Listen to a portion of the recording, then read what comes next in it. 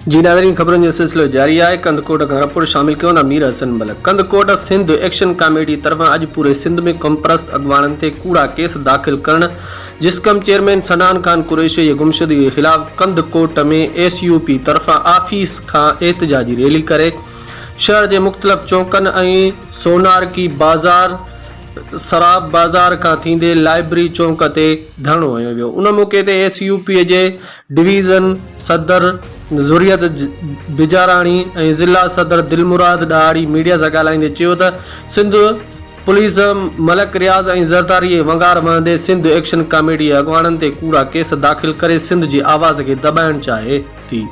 अगर सनान खान क़ुरैशी के ज़ाहिर न कयो वियो त पंजाब जा रस्ता बंद कंदासीं। उन मौके ते SUP ज़िला अॻवाण नूर खान सब्ज़ोई तालिका क़ंधकूट सदर गुलाम अली सब्ज़ोई नायब सदर फज़ुल मोहम्मद सिंधी सयाफ ज़िला सदर तारिक महमूदानी गफ़ार मलक कासिम भयो AD भंगवार जावेद सब्ज़ोई ऐं ॿिया मौजूद हुआ।